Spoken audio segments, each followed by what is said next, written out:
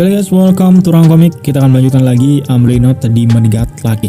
Sorry ya, suaraku agak lemes karena memang habis guys. Nah kemarin kita sampai di Bapak Wilde ya, yang mengunjungi toko bukunya Linji sebagai customer langganan. Jadi berdasarkan percakapan mereka kemarin, mereka ini terdengar seperti sudah lama kenal satu sama lain. Dan Wilde juga sering meminjam buku di tokonya Linji. Wilde juga sempat menyinggung tentang Jisixu yang sempat berpapasan dengan dia di jalan kemarin, yang dianggap sebagai pelanggan barunya Linji. Karena rupanya Linji ini jarang mendapatkan pelanggan baru di tokonya. Sehingga ketika Linji meminjamkan sebuah buku kepada orang lain atau kepada Sixu, Wilde menganggap hal tersebut sepertinya Linji ini sedang menjalankan sebuah rencana untuk dikerjakan oleh Sixu. Karena Wilde juga tahu nih bahwa buku dari Linji itu bukan buku sembarangan. Jadi kalau Linji meminjamkan sebuah buku kepada seseorang, sudah pasti Linji ini sedang menjalankan suatu rencana. Nah itu pikirnya si Bapak Wilde ini ya. Oke, jadi part kali ini kita akan mengenal lebih dekat tentang Bapak Wilde ini, seperti apa kisahnya dan bagaimana dia bisa sampai kenal dengan si Mamang Linji atau si pemilik cabang Gramedia di dunia lain gitu ya. Nah sebelum kita lanjut ke videonya guys, kita intro dulu. Semoga terhibur dan enjoy the story. Nah kita kembali lagi ke Bapak Wilde. Di sini kita akan flashback terlebih dahulu ke 2 tahun yang lalu, ketika Wilde baru saja bertempur habis-habisan dengan Joseph yang merupakan satria terkuat dari Secret Tower yang sebelumnya sudah kita bahas sedikit ya. Nah pertempuran itu membuat Wilde terluka parah dan kekuatannya ini menurun drastis lah, sehingga mengharuskan dia bersembunyi untuk memulihkan luka-lukanya. Sampai akhirnya dia bertemu dengan Linji, dan sejak saat itu dia merasa dibimbing oleh Linji untuk mendapatkan kekuatannya kembali gitu ya. Nah sekarang kita akan membahas saat Wilde ini pertama kali masuk ke toko bukunya Linji. Saat itu Wilde berpenampilan sangat tertutup dengan memakai topeng, masker dan juga tudung. Jadi bagian atasnya ini sangat tertutup lah. Lalu dia masuk ke toko bukunya Linji dengan membawa sebuah buku. Nah Linji yang melihat ada seorang pria berpenampilan tidak biasa. Dia mempunyai pemikiran yang sama seperti ketika bertemu dengan Jisixu di part kemarin. Jadi Linji ini berpikir pasti orang ini mempunyai sebuah kisah atau sebuah cerita di balik penampilannya yang cukup aneh tersebut. Pasti ada sesuatu lah. Sehingga lagi-lagi ya, karena hal ini Linji mempunyai kesempatan untuk memberikan nasihat-nasihat kepada si bapak ini supaya dia membeli buku miliknya. Yang intinya sama seperti Jisixu di part sebelumnya. Jadi saat itu Linji menduga mungkin bapak ini menutup wajahnya karena ada luka atau sesuatu yang memalukan yang perlu ditutup. Sehingga Linji menyarankan untuk silahkan membuka maskernya, tidak apa-apa, hal itu tidak akan mengganggu si Linji. Namun awalnya ditolak oleh Wilde karena katanya dia mempunyai wajah yang menakutkan. Nah di sini Linji mengatakan bahwa dia sangat menghormati tamu yang datang ke tokonya. Jadi tidak peduli penampilannya seperti apa, dia tetap menilai seseorang dari hatinya.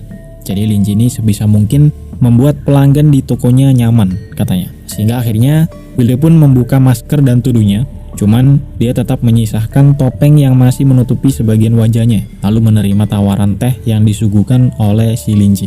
Jadi sampai sini intinya suasana di antara mereka berdua ini sudah lebih akrab atau lebih cair. Nah Wilde saat itu datang untuk menjual sebuah buku tua miliknya yang tadi dia bawa, dan buku itu berisi penelitian tentang bahasa yang kuno atau bahasa yang langka. Sehingga Linji menduga mungkin Wilde ini adalah seorang akademis atau pelajar, scholar yang sedang meneliti tentang bahasa-bahasa berdasarkan isi dari buku yang Wilde bawa saat itu.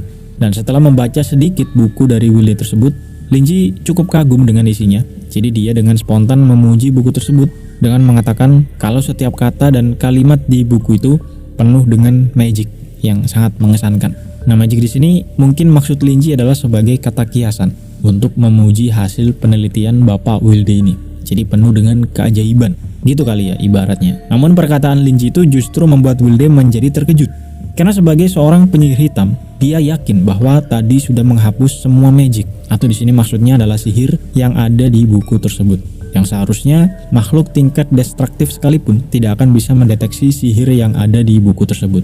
Sehingga Wilde berpikir bagaimana bisa pemilik toko buku ini menyadari ada sihir di buku tersebut. Gitu ya, salah pahamnya. Apalagi kalau dipikir-pikir, Wilde juga baru sadar sejak dia masuk tadi, pemilik toko buku ini tidak terlihat takut atau gugup sama sekali ketika berkomunikasi dengan dirinya, yang notabene-nya adalah seorang penyihir hitam level tinggi, yang biasanya makhluk biasa sekalipun yang bukan makhluk extraordinary Minimal merasakan hal yang aneh-aneh lah. Tapi Linji ini dari tadi santuy orangnya. Jadi kesimpulan Wilde, pasti orang ini bukan orang sembarangan, bukan orang biasa gitu ya, berdasarkan tingkah lakunya si Linji. Nah ini masih flashback ya. Wilde pun setelah itu menanggapi perkataan Linji yang tadi memuji isi bukunya dengan berkata kalau dirinya memang sedang mempelajari tentang bahasa-bahasa. Kemudian bertanya kepada Linji, apakah Linji juga meneliti tentang bahasa? Karena sepertinya paham nih setelah melihat buku milik si Wilde tadi. Nah kalau iya, bisakah Linji mengajarinya beberapa hal yang dia tahu tentang bahasa? Kata si Wilde, minta tolong diajari sama si Linji. Nah bahasa ini nanti ada hubungannya dengan kekuatan milik Wilde ya, yang akan dijelaskan setelah ini. Kita lanjut dulu. Nah jadi disinilah Linji melihat ada sebuah peluang untuk menjual bukunya kepada Wilde. Karena Wilde mencari info tentang bahasa, jadi Linji kemudian merekomendasikan sebuah buku yang berjudul Wenzonis, yang dimana di bumi atau di dunia asli Linji, Wenzonis ini diperkirakan menjadi salah satu bahasa atau dialek paling rumit dari Cina, lebih tepatnya dari wilayah Wenzhou, jadi dipanggil Wenzonis. Di novel bahkan dijelaskan Wenzonis ini dipakai sebagai kode rahasia ketika perang berlangsung, yang bahkan musuh pun tidak bisa memecahkan bahasa tersebut, sehingga saat itu banyak yang menjulukinya sebagai bahasa iblis, saking susahnya untuk dipelajari. Dan secara tidak langsung, Linji juga dalam hati penasaran. Si bapak ini berkata kalau dia seorang akademis yang meneliti tentang bahasa. Nyo, dikasih bahasa yang susah, apakah dia cukup pintar untuk bisa mempelajarinya? Gitulah intinya. Jadi jiwa-jiwa kompetisi dari Linji ini tiba-tiba bergejolak. Nah Wilde pun yang melihat buku Wenzonis tersebut langsung dibuat sangat terkejut, sekaligus terlihat tidak sabar untuk mempelajari buku itu. Jadi sampai sini ketika buku itu pindah tangan ke Wilde, buku itu berubah menjadi warna hijau dengan penampilan yang cukup menyeramkan. Tapi di sini posisinya belum dibaca ya, hanya dilihat dari covernya saja. Itu saja sudah membuat Wilde terkaget-kaget. Pokoknya sama seperti kasus Ji Siksu kemarin lah. Setiap kali buku Linji ini pindah tangan ke makhluk extraordinary, buku tersebut menjadi buku yang berbeda. Namun belum dijelaskan ya, hal apa yang saat itu dilihat Wilde dari buku tersebut. Karena memang posisinya masih belum dibaca oleh si Wilde. Yang pasti, dia ini sangat kagum dengan bukunya. Sambil dia berkata, sangat mengerikan, sungguh sangat iblis sekali. Ya semacam itulah, terkesan bahwa buku itu sangat mengerikan. Kemudian dia bertanya kepada Linji, dari manakah Linji mendapatkan buku tersebut? Nah karena Linji tidak mungkin dong menjelaskan asal-usul buku tersebut dari Cina, karena Cina tidak ada di dunia lain ini, atau di wilayah Azir ini. Azir ini wilayah ya, jadi kota Nuojin adalah bagian dari Azir, kayak Kabupaten Nuojin, Provinsi Azir, gitu kali ya. Jadi karena Cina tidak ada di Azir, Linji pun membuat alasan bahwa bahasa tersebut berasal dari peradaban kuno yang sudah hilang dari dunia ini. Sehingga mendengar hal tersebut, Wilde mengira Linji ini punya hubungan atau koneksi dengan peradaban yang hilang ini. Nah bahasa dari peradaban itu saja bisa membuat Wilde sangat terpesona. Jadi seberapa mengerikankah peradaban yang dimaksud si Linji ini? Dan yang paling penting sebenarnya makhluk mengerikan macam apa si pemilik toko buku ini atau si Linji ini? Kok bisa sampai kenal dengan peradaban tersebut? Nah sampai sini sejak saat itulah Wilde mengakui Linji sebagai makhluk yang jauh lebih kuat darinya. Dia sendiri tidak bisa membayangkan seberapa mengerikannya si Linji ini. Dan sejak saat itu Wilde menjadi dekat dengan Linji dan rutin mengunjungi Linji jika ada sesuatu yang perlu dia tanyakan. Nah itulah kisah bagaimana awalnya Wilde bisa bertemu dan berhubungan dengan Linji, si pemilik cabang Gramedia di dunia lain. Lalu sampai sini kita selalu diperlihatkan Wilde yang selalu menyinggung tentang bahasa. Kalau dia sedang meneliti atau mempelajari tentang bahasa-bahasa. Dan Linji juga menganggap Wilde sebagai seorang akademis di bidang bahasa.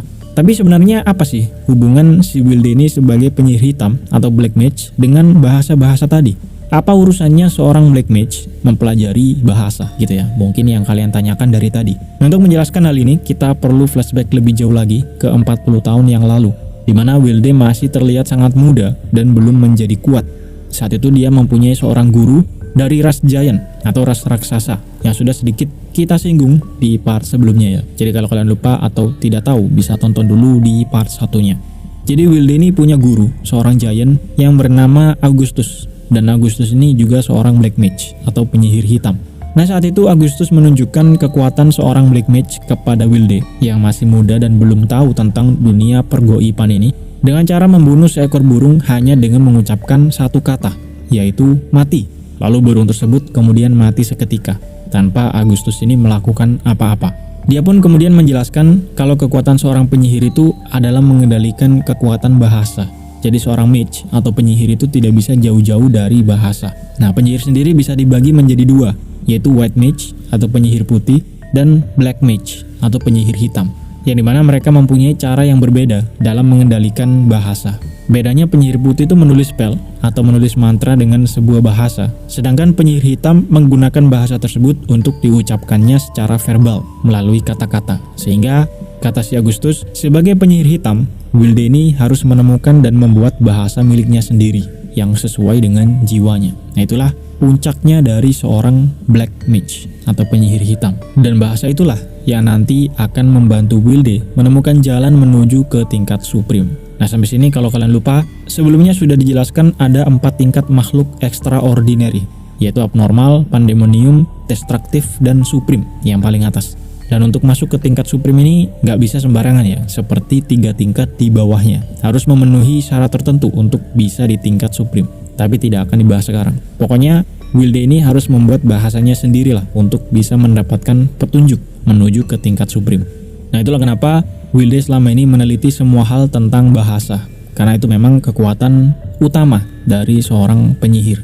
Sampai akhirnya dia bertemu dengan Linji dan meminjam buku bahasa iblis tadi atau Wenzonis tadi, yang kemudian berperan penting dalam penelitian Wilde terhadap bahasa-bahasa.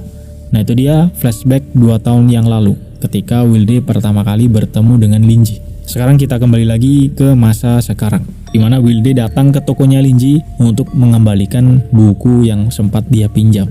Jadi setelah 2 tahun yang lalu mempelajari buku Wenzonis dari Linji, Wilde sebenarnya sudah mulai menemukan jalan menuju ke tingkat supreme. Namun tak lama setelah itu dia akhirnya mentok, alias tidak punya petunjuk lagi. Sampai beberapa minggu yang lalu dia meminjam buku lagi dari Linji berjudul 100 tahun kesunyian. Nah, buku inilah yang di part 1 kemarin dikembalikan oleh Wilde karena tidak bisa memahami isinya. Katanya buku tersebut terlalu tinggi untuknya. Lalu dijelaskan oleh Linji bahwa buku tersebut dibuat oleh seorang giant yang berujung salah paham kemarin ya. Kalau kalian lupa bisa cek aja di video sebelumnya. Nah, Wilde pun kemudian meminta Linji untuk menyarankan buku yang lain. Lalu setelah dipertimbangkan beberapa buku, Linji memutuskan untuk merekomendasikan sebuah buku berjudul Ritual dan Folklore, karyanya si Linji sendiri. Jadi sebagai seorang profesor folklore ya di kehidupan sebelumnya, buku tersebut merupakan karya ke-6-nya yang membahas tentang macam-macam adat budaya dan ritual-ritual dari berbagai kelompok di dunia aslinya atau di bumi. Misalnya seperti menjelaskan tentang ngaben dari Bali gitu ya. Nah, namun ketika buku tersebut pindah tangan ke Wilde, seperti biasa ya, buku tersebut berubah menjadi buku berjudul Cults des Ghouls, atau kalau diartikan berarti sekte ghouls. Nah, kalau di novel, judulnya berubah menjadi sekte pemakan mayat dan ritual-ritualnya. Jadi karena mirip-mirip, kita ambil yang di komik saja. Karena ghouls itu artinya makhluk pemakan mayat gitu ya. Jadi sama-sama lah intinya. Kemudian di bawah judul buku tersebut juga ada keterangan kecil yang bertuliskan nama Linji sebagai penulisnya. Sehingga Wilde pun mau tidak mau awalnya terkejut. Buku itu rupanya ditulis langsung oleh si Linji. Jadi bukan buku kaleng-kaleng nih. Nah, setelah dipastikan lagi ke Linji apakah benar buku itu ditulis oleh dia, Linji menjawab bahwa buku tersebut memang benar, dia yang menulis. Nah, sampai sini pun Wilde awalnya masih tidak menyangka ya, karena dia sendiri tidak pernah mendengar ada keberadaan sekte ghouls ini. Nah, jadi di Nojin sendiri ada 3 organisasi besar atau sekte besar. Yang pertama ada Truth Society, di mana orang-orangnya sangat memuja-muja pengetahuan. Jadi mereka selalu mencari pengetahuan dan info-info yang ada. Lalu yang kedua ada Church of the Dome, yang berisi orang-orang yang menyembah bulan.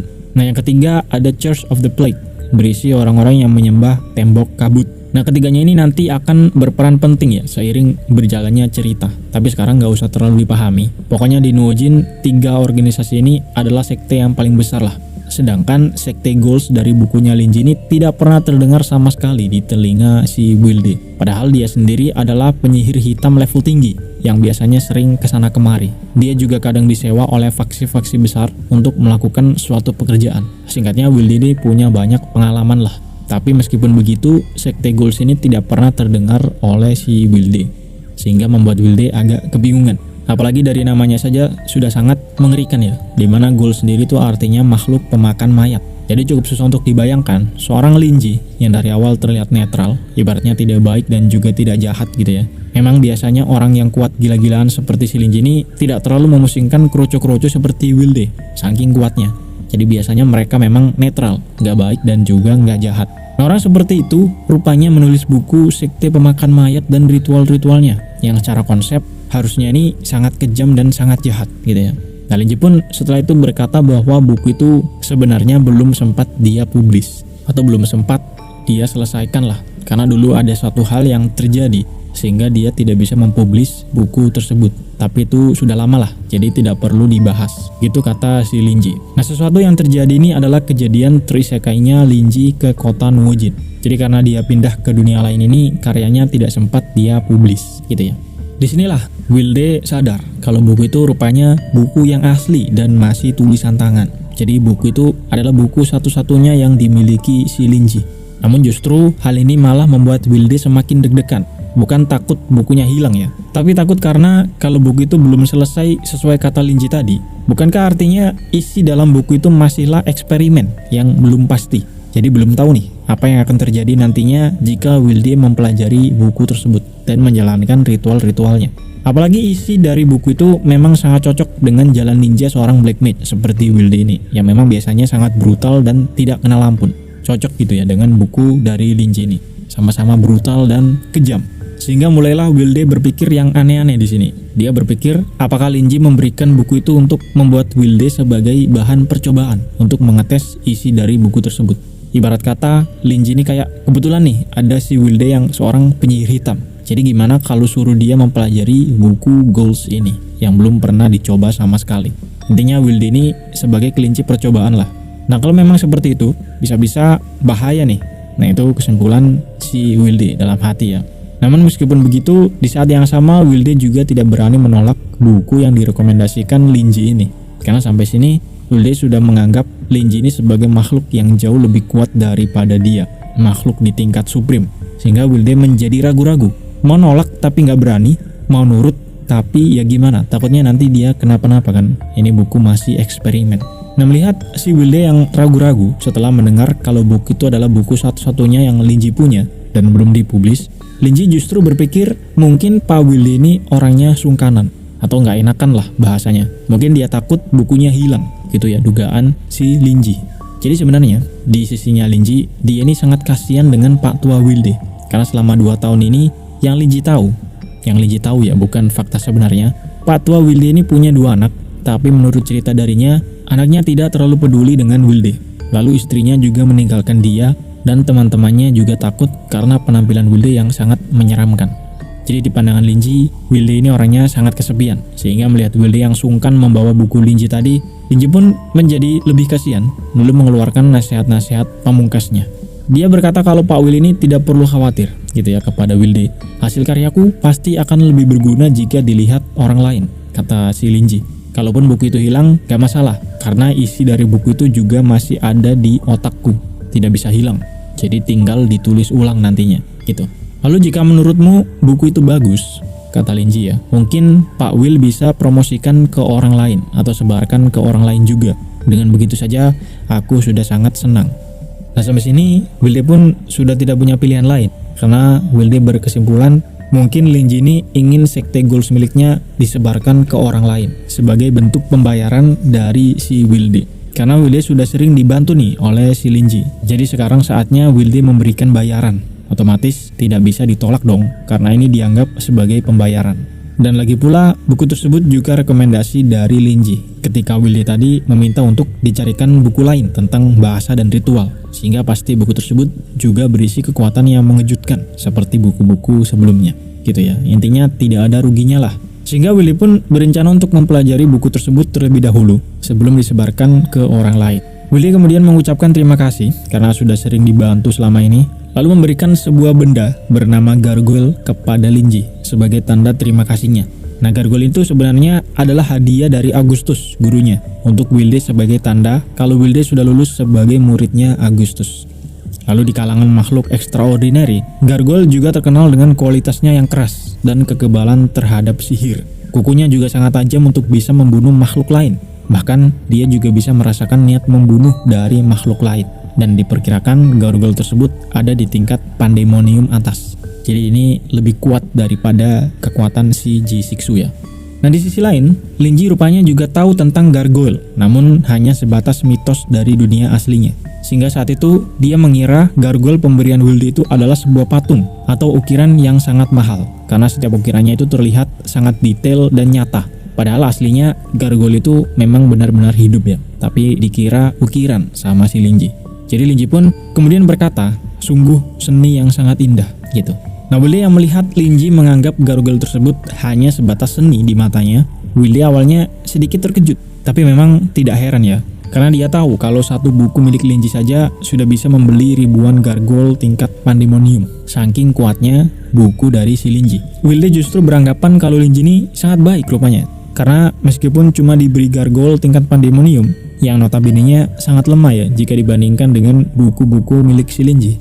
Linji tetap memuji gargoyle tersebut dari segi keindahannya, bukan kekuatannya. Ya intinya Linji tetap berusaha memuji gargoyle tersebut lah, pikirnya si Wilde ini. Nah Wilde setelah itu berpamitan kepada Linji dan berjanji lain kali akan memberikan hadiah yang jauh lebih berharga daripada gargoyle ecek-ecek tersebut. Lalu setelah kepergian Wilde, Linji pun menutup toko bukunya karena sudah malam. Kemudian kembali melanjutkan mengagumi keindahan gargoyle pemberian dari Wilde tadi. Karena menurut beberapa kepercayaan di bumi, ukiran gargoyle itu dipercaya bisa mengusir roh jahat dari rumah. Sehingga Linji pun setelah itu meletakkan gargoyle tersebut di atas meja tokonya, menghadap ke arah pintu. Tujuannya, kata Linji, selain mengusir roh jahat, sekaligus untuk menakut-nakuti maling yang masuk ke tokonya. Jadi kalau ada maling masuk, kemudian melihat ada gargoyle di mejanya, mungkin maling tersebut akan kabur karena ketakutan. Nah itu rencananya si Linji. Cukup konyol memang ya. Kemudian ketika Linji mau menyudahi kegiatannya dan pergi beristirahat, tiba-tiba muncul makhluk hitam di atas mejanya yang kemudian membentuk sebuah kalimat, lama tidak berjumpa. Nah makhluk apakah ini? Kita akan lanjut ke part selanjutnya.